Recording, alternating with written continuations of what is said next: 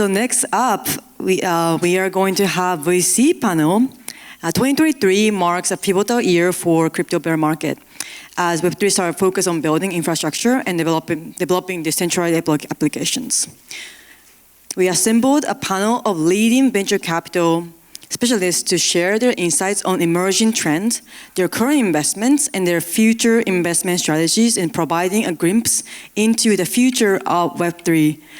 I'd love to welcome Dami Osunsanya, co-head of SoftBank Opportunity Fund, as the moderator of this panel.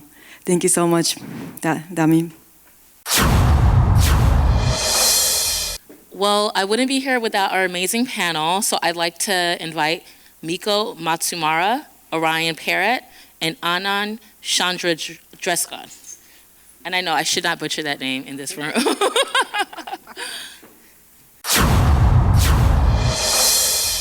Well, awesome. Thank you guys all for being here. We're really excited.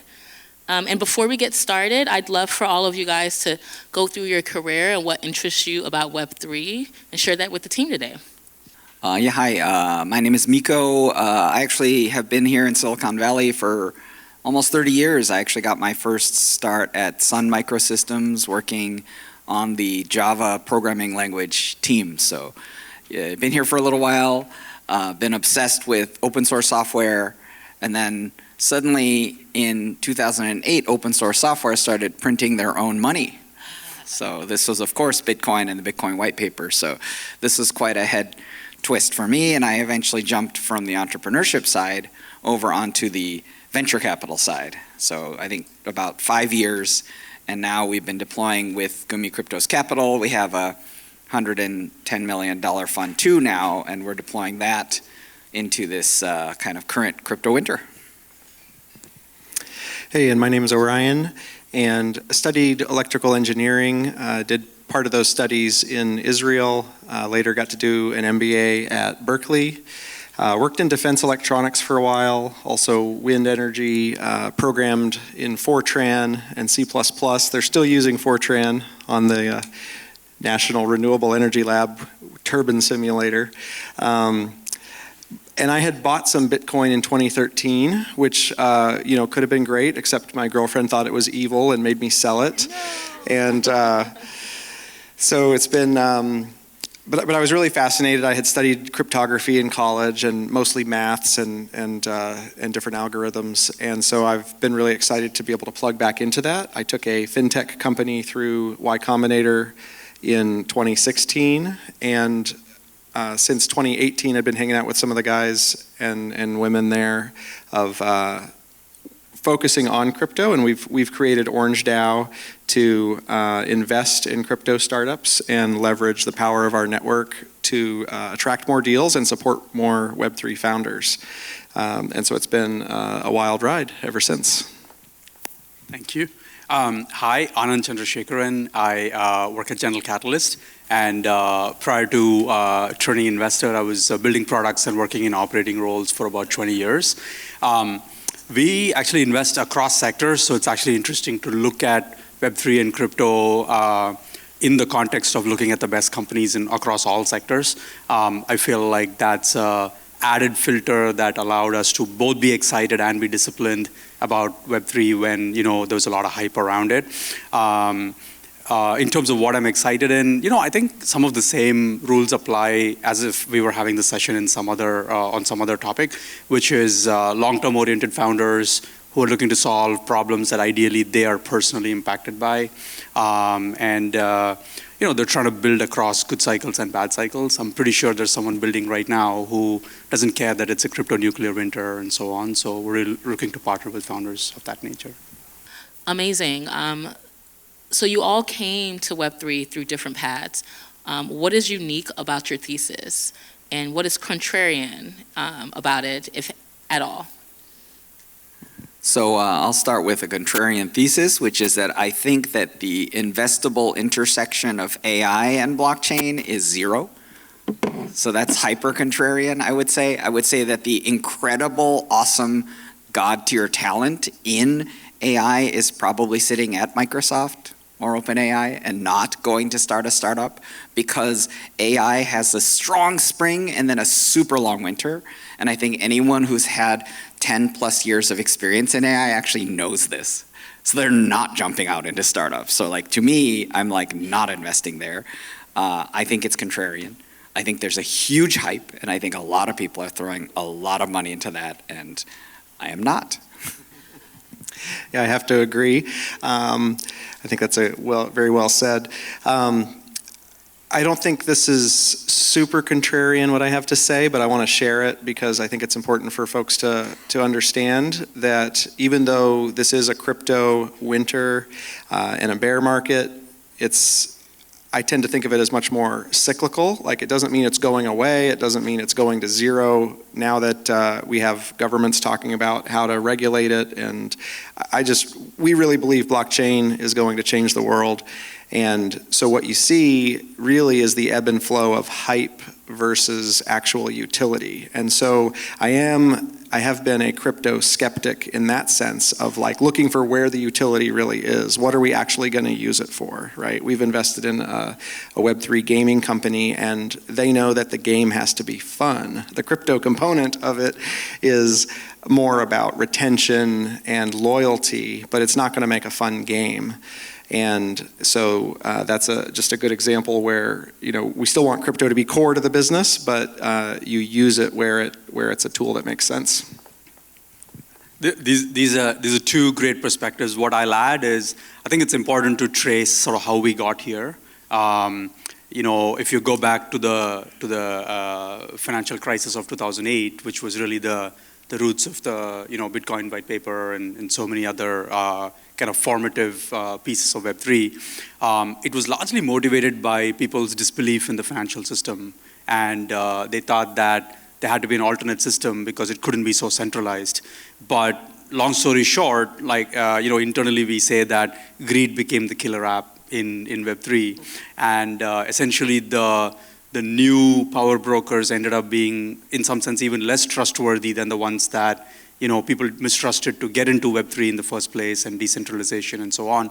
And so I think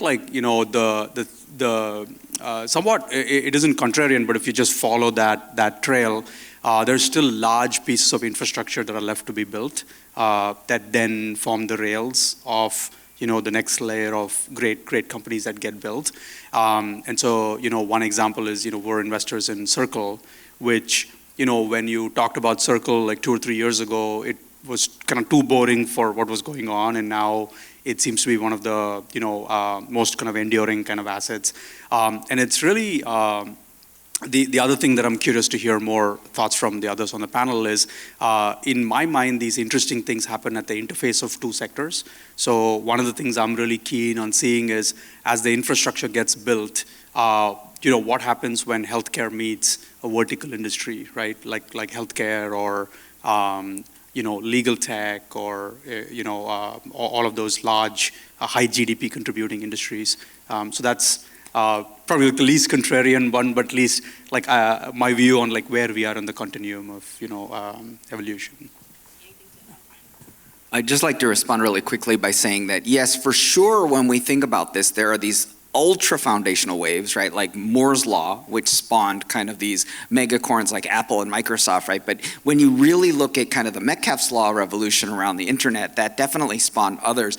I think when you talk about intersections, the two things I respond to are, first of all, that when you think about it, one of the really amazing things is looking at these impedance boundaries, right? So if you look at the 6 to 9 kind of order of magnitude drop in latency as you go from into disk, right? Then you start to see interfaces like SQL, right? So you start to see things like Oracle Corporation, right? Or you look at an impedance boundary between a computer and a printer, right? Then you end up with things like PDF, right? And then you end up with Adobe, right? So in a sense, these boundaries are super interesting. I'm talking about super early boundaries that are very nerdy, right? But you're talking about boundaries between entire vertical industries. I think from our perspective, we're currently doing 2 vertical industries, which is we're doing financial services and we're doing gaming, and we aren't doing any other vertical industries at the moment. So that's our mental model.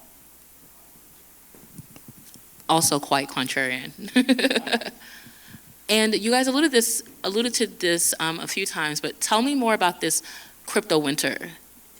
Is that true? Is it more of a spring or a fall where things have kind of slowed down a bit? Or is there really concern and folks should be nervous? I know there's been cycles in the past, and I love the analogy or the explanation of hype versus utility.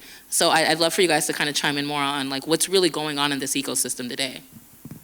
I mean, I can talk about our past experience, which is that we came out with like 8 unicorns out of the last crypto winter, including OpenSea and Yield Guild and 1inch and a whole bunch of other projects, you know, coming all the way back from the earliest seed stage and pre-seed stage checks, right? So like for us, the winter that time didn't last long enough, right? So another really interesting catalyst when you look ahead is that in April 2024, you're gonna see the next Bitcoin halving, right? And if you actually look at the supply cut, it's actually asymptotically getting smaller and smaller. So the supply cut actually isn't mathematically relevant, but what's super interesting is that that forms a Schelling point, right? So in a sense, when you look at the Byzantine generals in this case, this is actually more of a Thomas Schelling game where the generals actually don't even need to communicate. They are just like, last time we all attacked at the last halving, right? So it becomes a Schelling point from that perspective, right? So we think that it's possible that the winter will last shorter than we want it to. We have $110 million to deploy, and we're going bonkers right now. So I would say there's a winter in terms of price, right? And we don't usually talk about price, we talk about builders and what are the problems to be solved, right? And so I think separating those two things and understanding that, I think is helpful for understanding the whole picture. And so, but if we, you know, in case you're not familiar in terms of price, right? So Bitcoin was 60,000, it came down to 20,000, and now it's back up to 30, right? And so it's half of what it was, but it's 50% more than a few months ago. So somebody's making money and having a good time. In spite of all these movements, I guess another relevant movement is NFT volumes came down 80% and during 2022, and nonetheless, right, there's a lot of folks building and some things just don't change that quickly, right? Circle's not going in and out of business. Their business is going strong. We're out here at Orange DAO deploying from a $50 million fund. We've put out 14 million of that so far, writing just early 100K checks and still doing 5 a month. And so moving right along, right? So it's financially or price-wise, it's like a winter, but then a lot of folks from the inside, you know this is the time to build, just like you came out with 8 unicorns last time, so. Yeah, I would just add the reason it's probably feeling like a winter is because, you know, so much of the upcycle was based on sentiment. And so you're too dependent on the negative sentiment now. I think if the focus is on, you know, units of value or utility, as you mentioned, that's kind of undeniable regardless of cycles. You know, and again, the more fundamental the unit of value, that enables other units of value to be created. So I would say if someone is building right now, I would say just focus on creating units of value. And I'll sort of one example of that is, you know, in the consumer world, there was always this, you either built an attention economy company or you built a commerce company. And almost the DNA of a founder has to be significantly different based on which kind of consumer company you're building. The promise of some of the you know, early NFT layers and so on was that you could build a consumer company that is attention economy like, but it doesn't have to get to 100 million users to like be valuable. And so I think that promise still exists, and maybe once we get past the initial like sentiment driven hype, there can be a lot of these smaller communities that really care about a certain cause, and this could be like an interesting contribution, you know, participation economy that can start to happen, especially in gaming and so on. So just one last quick comment on winter, right, which is another wintry metric that's interesting, is that US venture capital year over year funds raised is actually on track to be 73% lower in 2023, according to PitchBook data. Right, so the thing that's quite interesting is that when you look at the vintages, right, 2021, 22 vintages are actually all-time high fundraises. Those funds are actually being deployed right now. So in venture, especially early stage venture, it's actually just fine, right? And you know, we aren't even seeing that much valuation compression. We're seeing some, right? But if you take that forward a couple years, it'll probably get pretty lean. Anyhow, just my thought. super insightful. And I want to go back to Anand's comment a little bit about why did Bitcoin start, right? Kind of the concerns of the banking industry. Silicon Valley Bank went down, Signature, it's First Republic, unfortunately. So tell us what that means for Web3 from all your, Alan, I'll start with you. Yeah, I mean, where do we start, right? No, I think that the central treasury management, for example, some of that could probably be, somewhat automated to react to, floor changes, right? So that you could stay solvent.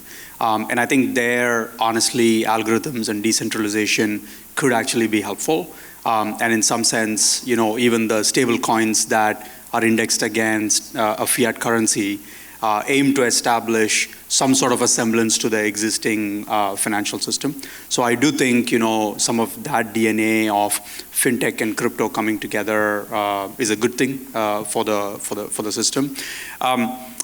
I think that, even if you take neobanks, for example, before going into Web3, the question has always been, could an existing bank build tech layers before a neobank could develop trust with, if you sort of survey a bunch of consumers, banks are probably the number one and number two institutions that they trust because they have to. Their money is literally in the bank. And so I think that's always been the question, is there a tech company that builds trust with consumers faster than a bank builds technology? And so my bet is honestly that it's going to be some combination. This trust development is usually like a 50 to 100-year journey. Unfortunately, you can't accelerate that in 1/10 of the. So just a quick comment on acceleration of technology. So I believe that Ethereum has advanced more in the past 6 hours than ACH has in the past 60 years. So, I do think that, this is a super interesting equation to solve. So I just wanted to comment about that real quick. Yeah, I would say, one area that probably there hasn't been enough innovation because of Web3, and there probably should be, is actually remittances, like global remittances, right? If you look at one of the largest contributors to GDP in a lot of countries, it's actually remittances coming into the country, and it's still so inefficient. It's like days later, you have to wait in a Western Union office or something. So, I think, there's still all these humongous problems that are open for innovation, but they're not very sexy, right? Like if you're solving remittances, it doesn't somehow feel like extremely modern, but it's these unsexy problems are often the biggest ones to solve. I think it's been a really fascinating interplay between the crypto markets and technology offerings versus the traditional finance offerings at this time. Often, I think blockchain assets and opportunities for investment are overly correlated with the general financial markets, and we want them to be different. We've seen some anti-correlation lately where, on a bad day for SVB, it's a good day for crypto, and potentially vice versa. That's also come with maybe ironically, like blaming crypto for SVB, which to me, I believe has no value, no truth in it, but I'm highly biased. So it can be hard to sort out what the truth is, but a lot of folks say, oh, well, they had 20% of their assets in crypto and that's why they failed. And I really don't believe that. Also a big fan of First Republic as a long-term client. And so it's really unfortunate how that's going. But yeah, I'll stop there. We did want to open it up for some questions from the audience. So I'll have you guys each answer this, and then we'll open it up. What would be your advice to founders today, right? Where even if it's not quite true based on the numbers, to your point, Orion, on the price, it does feel like a crypto winter. How do they kind of overcome that, and how do they pitch to you guys and other investors? I would say that right now what the market is really telling entrepreneurs is to do more with less, right? So raise less, dilute less, execute more, deliver more revenue, and be survivors. One of the things that so for example, we're doing a bunch of projects where we're really looking for kind of Web3 to Web3 solutions, because we actually think, so for example, if you look at like OpenSea or 1inch or these types of things, or YGG that we've done in the past, the current Web3 market is actually big enough that you can actually become even profitable or even $1 billion enterprise as those have, right?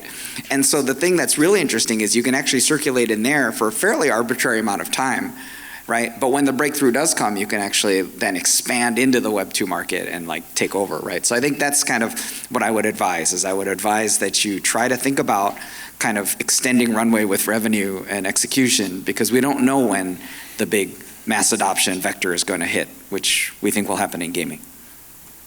And I'll make a comment between the fit of just founders in the business. One of the things, in addition to what Miko's saying, that we look for is really, you really need a competitive advantage, and you want to make sure that as a founder you have that in the area where you're developing, right? And there's a lot of talent that's flooding in. We often say Web3 needs Web 2 because we're not throwing away everything that's been built before. But creating competitive advantages for yourself, and also finding unique insights around how to go to market and how to get the customers, regardless whether it's B2B or B2C. These are just challenging requirements to cut through the noise of the markets, right? And so you want to have some advantages there where you know that you can achieve something is super helpful. And I know that's a high bar, and we always want to encourage more founders to start companies, but it's something to think about. Yeah. I would say the founders that we get really excited about, we talked about, long-term oriented and so on, but also tend to live in the future. You can't, you almost like have to drag them into the present sometimes. I think that's very essential to build in this space. I think because you can't be too overwhelmed by what's going on today and all the reasons something won't happen. I'm personally very excited about, Web3 meets X. I think you were mentioning like Web3 meets Web 2, but even broader, I would say Web3 meets GDP. Your categories, right? And what do I mean by that? So one founder that we're very excited about is trying to solve equitable clinical trials research by having a DAO and having decentralized data exchange in return for patients actually being compensated versus health systems being unequally compensated and patients not benefiting for sharing their data for important clinical trials. This also inherently makes it global. And so brings patients who really are looking for new therapies to different parts of the world. And you don't wake up and think of this as like a Web3 idea, but it's inherently a better company because it's a Web3 company and not designed without crypto. So I really think of like what are use cases that wouldn't exist if Web3 affordances and decentralization were not inherently built in. The thing that's really exciting when I see this founder is that she's actually a medical doctor. She's not a Web3 bro type person at all. And What's she's wrong with the bros? Exactly, right? So I like that she's breaking that stereotype of who's a Web3 founder, and she's actually gone and recruited a fintech technologist who's learning how to build, crypto rails and so on. So a lot about a company like this that I really like, which is they understand the space that they're building for way better than, just being, deeply into crypto. So I think there are huge opportunities. Keep building, guys. Questions? I see one here, so I'll stop there, and then I'll go there, and then there. So question is for Anand. A little bit confused. I'm confused because I'm new to space. You are talking about remittance, and at the same time we have very anti-social sentiments in our Ripple. So can you throw some light? Yeah, I would say I don't. Can you repeat the question? Yeah, the question is, is it a bit contradictory that remittance is an attractive space, but Ripple, who's been trying to do some work in that space, is probably under some controversy. I would say I don't know enough about Ripple to comment on kind of what's going on there, but just going back to, since Swift, there hasn't been a lot of innovation in that space around just having rails that make transfer easy. And also, there are, I'm gonna, lose my level of depth, but there's probably 4 different types of systems that mirror Swift. There's one that China has built and, 1 or 2 other systems. So I think there's probably opportunity for even, solving this for one country to another,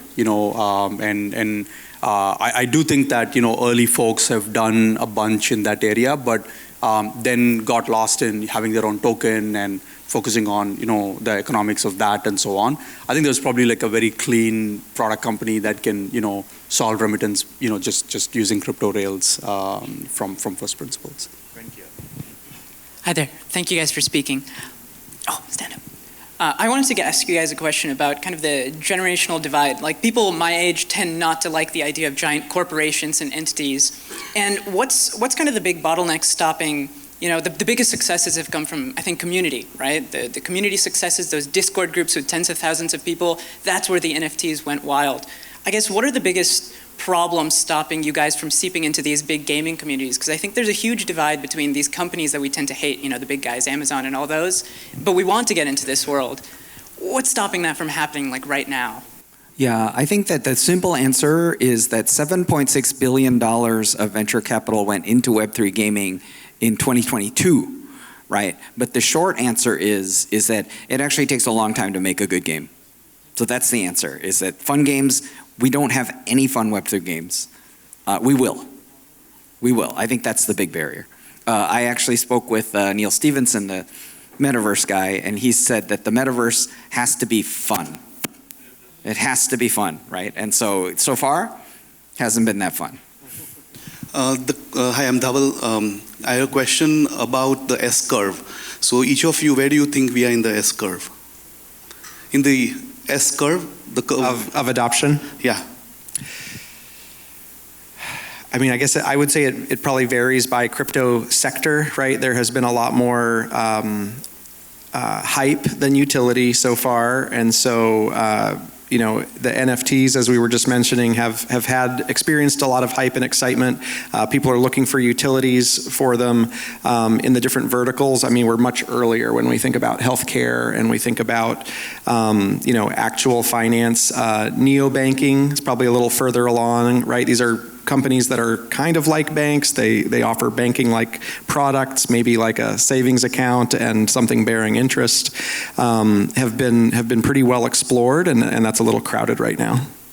Just a quick comment, which is when you think about an S-curve is actually made up of smaller S-curves, right? So if you read the sort of the cold start problem by Andrew Chen about Uber, you realize that the big giant curve is made up of different city curves, right? So if you look at something like the Facebook user adoption curve, right, it embeds things like we acquired Instagram, right? So my point is that, like, we're still early, right? We're still early, and people say, oh, there's plateau, but it's like, oh, but let's just add more curves in. So I think that there's many curves that will add up to a much bigger curve. That's my thought. And one other thing I'll add, just contributing to where we are and how we can move forward, is the number of engineers that are curious about Web3. So if you look at reports that talk about the number of developers checking in code, that is growing but not growing as fast compared to, let's say, developers who are building LLMs and other areas. And then the other thing I would say is those developers are also not going all in on Web3 in the US. So you're seeing developers in India and Russia and other countries who are checking in code. And so I wouldn't be surprised if some of and that's actually one of the reasons I'm generally interested in Web3, is that it actually levels the playing field for entrepreneurs and founders elsewhere in the world as well, or teams coming together from different parts of the world. So probably 2 contributors to going up the S-curve. Just a quick closing comment on that too as well, which is if you go to the top universities in the world, there are amazing researchers, amazing professors, amazing students investing in Web3. So Stanford, MIT, Berkeley, you name it. Thank you for a very insightful talk. I took away a lot of points. My question is to the panel about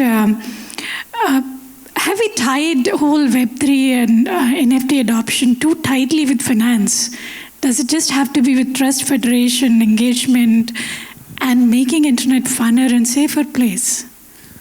Yeah, so I think this, right, which is that it's really about early adoption verticals. And, you know, to me, I feel like finance is so obvious that if we don't get a successful application in there, we don't deserve to move on to other verticals. So I think that's the kind of mindset that I would have. Yeah, I think that's very true.